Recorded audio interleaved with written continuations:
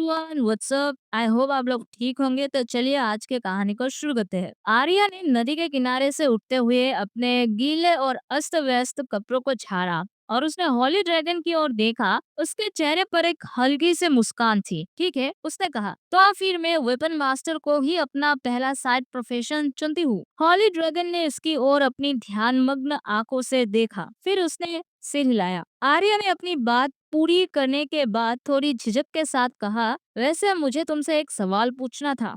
हॉली dragon ने उसके स्वर की गंभीरता को भांपते हुए जवाब दिया, पूछो। आर्या ने अपनी आंखें संकुचित की और हल्का मुस्कुराते हुए सवाल दागा, मुझे एक बात समझ नहीं आती, आखिर मेरी पावर स्टेज की शक्तियाँ दूसरों को महसूस क्यों नहीं होती? इस सवाल पर हॉली ड्रैगन का चेहरा चमक उठा, मानो उसे गर्व हो। उसने एक लंबी सांस ली और अपने पंखों को हल्का फरफराते हुए कहा, ये मेरी खासियतों में से एक है। आर्या को थोड़ा और जवाब चाहिए था, लेकिन इससे पहले कि वो और कुछ कह पाती, हॉली ड्रैगन ने अपने छोटे छोटे पंखों को पूरी ताकत से हवा में फरफराया और आसमान की ओर उड़ने लगा।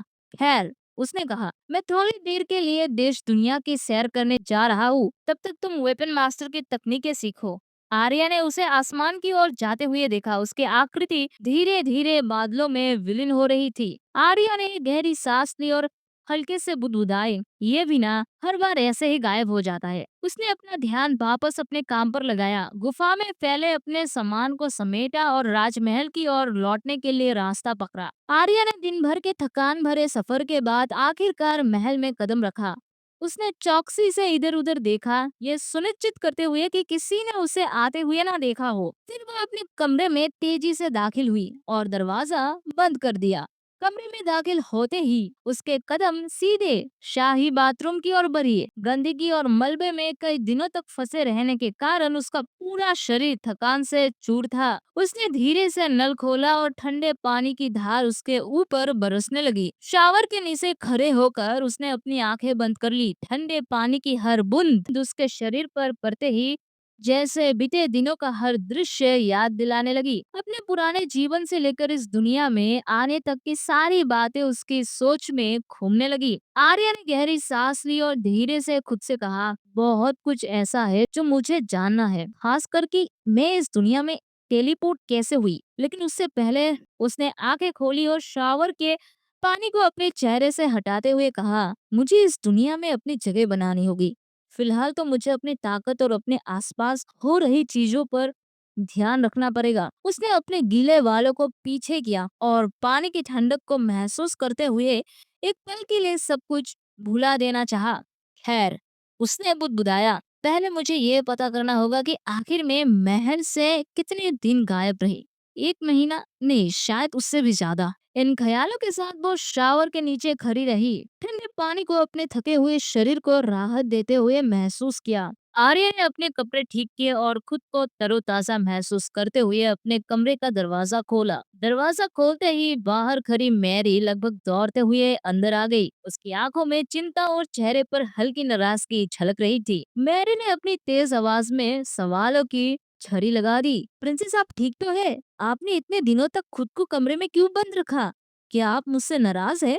आर्या जो दरवाजे के पास खड़ी थी, इन सवालों की बौछार के लिए तैयार नहीं थी, लेकिन मेरी की चिंता देखकर उसके दिल में एक हल्का सा सुकून भी महसूस हुआ। कम से कम पुराने आर्या के जीवन में कोई तो था जो उसकी फिक्र करता था। आर्या ने मेरी को शांत करने के लिए हाथ उठाया और कहा, आंटी मेरी, मैं आपसे नाराज नहीं हूँ, बस कुछ काम था, इसलिए मुझे दरवाजा बंद रखना पड़ा। ये कहते हुए आर्या ने बहाना बनाया, लेकिन मेरी के चेहरे के हाव भाव बता रहे थे कि वो जानती थी कि ये सच नहीं है। फिर भी उसने कोई सवाल नहीं किया। मैरी की चिंता शांत होते देख आर्या ने मुस्कुराते हुए कहा, आंटी मुझे बहुत भूख लगी है, कृपया मेरे लिए खाना परोस दीजिए। मैरी ने तुरंत सिर झुकाते हुए कहा, जैसी आपकी इच्छा प्रिंसेस, और वो तुरंत भोजन लाने के लिए दौड़ पड़ी। कुछ ही देर में शाही कमरे की मेज पर शाही व्यंजनों की भरमार हो गई। भुने हुए मांस से लेकर सुनहरी रोटियां और मीठे पकवानों तक हर चीज मेज पर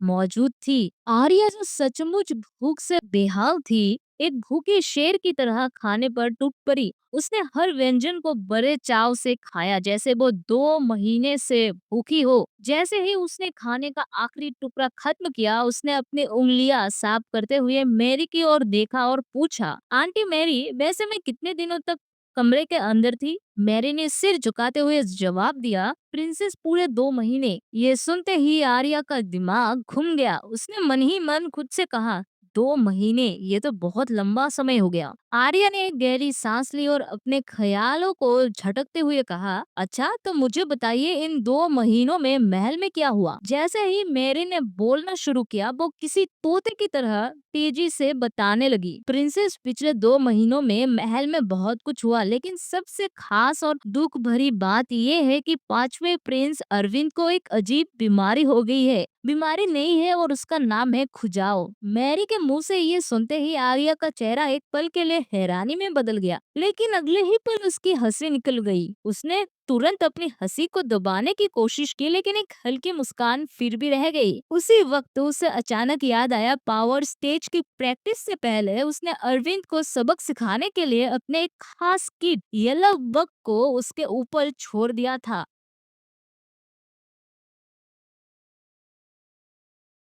आर्या ने अपने मन में सोचा, अरे मैं तो पूरी तरह भूल ही गई थी कि मैंने उस नालायक अरविंद के ऊपर येलो बग छोड़ा था। लगता है अब वक्त आ गया है कि उसे उससे वापस ले लूं, नहीं तो इस एम्पायर के लोग बेचारे अरविंद के चक्कर में खुद ही पागल हो जाएंगे। ये ख्याल आते ही आर्या के चेहरे पर हल्की हल्की मुस्कान छा गई। उसकी मुस्कुराहट देखकर मैरी चौंक गई। प्रिंसेस, आप मुस्कुरा रही है? मैरी ने हल्की आवाज में सवाल किया। उसकी आंखों में एक मिश्रित जिज्ञासा और हैरानी थी। आर्या ने झेपते हुए तुरंत जवाब दिया, नहीं, मतलब बीमारी का नाम ही थोड़ा फनी है, खुजाओ बीमारी। सच में? मैरी ने सिर हिलाते हुए कहा, वो तो है, पूरे महल में इसका नाम सुनकर लोग खुद को हंसने से रोक नहीं पाते, लेकिन प्रिंस अरविंद की हालत देखकर सबकी हंसी गायब हो जाती है। आर्या ने गंभीर बनने की कोशिश की, लेकिन अंदर ही अंदर वो खुद को रोक नहीं पा रही थी। चलो मेरी, मुझे अरविंद के बारे में और बताओ, वो अभी कहाँ है?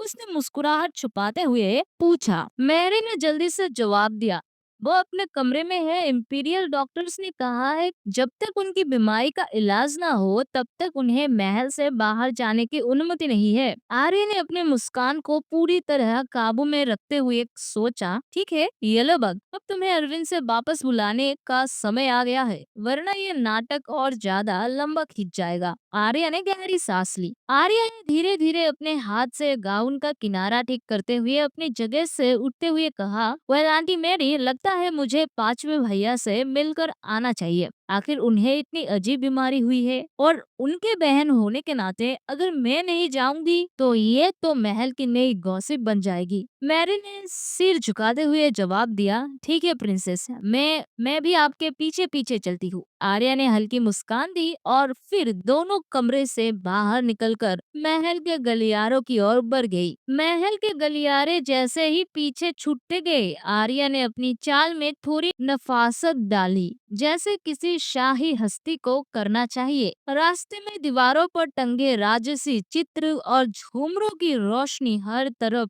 एक भव्यता बिखर रहे थे, लेकिन आर्या का ध्यान उन पर नहीं था। उसके मन में केवल एक सवाल था, ये खुजाव बीमारी का असर कितना बढ़ गया होगा। थोड़ी देर चलते हुए वे दोनों अरविंद के कमरे के सामने पहुंच गए। कमरे के बाहर कुछ लोग पहले से ही खड़े थे। आर्या ने अपनी आंखों को तेज किया और नजदीक जाकर उन लोगों का निरीक्षण करने लगी। वहाँ 2 लड़कियां थी जिनके पहनावे और उठने बैठने के तौर तरीके से साफ पता चल रहा था कि वे भी राजकुमारी थी। उनके कपड़े बारीकी से कढ़ाई वाले थे और उनकी कमर में बंधे रेशमी पट्टों पर सुनहरी धागे चमक रहे थे। उनके चेहरे पर चिंता की लकीरें थी, लेकिन आर्या को उनके हाव भाव में हल्की सी जलन भी महसूस हुई। आर्या ने अपनी यादों को टटोलने की कोशिश की, लेकिन पुरानी आर्या की यादों में इन दोनों का नाम या पहचान कहीं नहीं था। लड़कियों के पीछे एक लड़का खड़ा था। उसकी आंखों में गंभीरता थी और उसकी शाही पोशाक से साफ था कि वो भी राज परिवार का सदस्य था।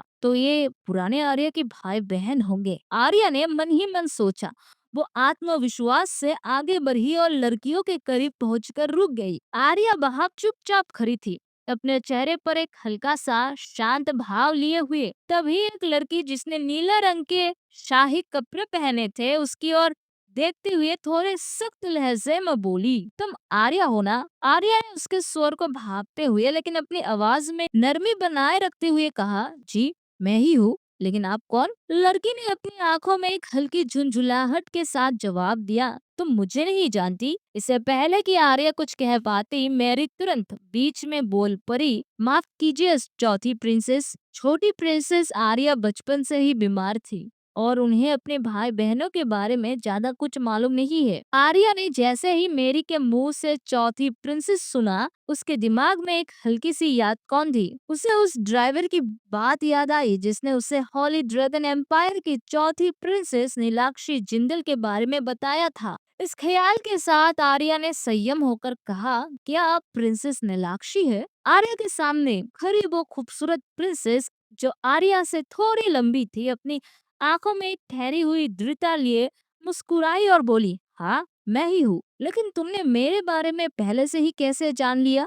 आर्या ने खुद को संभालते हुए कहा, नहीं मतलब मैंने आपके बारे में थोड़ा सुना था इसलिए पूछा। नीलाक्षी ने अपने भौवे उठाई और सवालिया निगाहों से कहा, सुना था? क्या सुना था? आर्या थोड़ी झिझक के साथ जवाब दिया, वेल मैंने सुना था कि आपके ऊपर कसाईयों ने हमला किया था। नीलाक्षी कुछ कहने ही वाली थी कि पीछे से एक और आवाज गूंज उठी, तो छोटी प्रिंसेस को इन सब के बारे में भी पता है? आर्या ने तुरंत पलट कर देखा। ये आवाज एक और लड़की की थी जिसने हल्के गुलाबी रंग का भव्य शाही गाउन पहना हुआ था। वो लड़की जिस धीरे धीरे उनके करीब आ रही थी। जैसे ही आर्या की नजर उस पर पड़ी, उसने गौर किया कि लड़की की ऊंचाई लगभग उसके बराबर थी। लड़की ने आर्या के नजदीक पहुंचते ही अपनी बड़ी बड़ी आंखों में हल्की शरारत भरते हुए कहा, तुम तो मुझसे छोटी थी ना? तुम्हारी हाइट अचानक 5 फीट की कब हो गई? आर्या के चेहरे पर एक हल्का सा आश्चर्य और उलझन का भाव था। वो लड़की को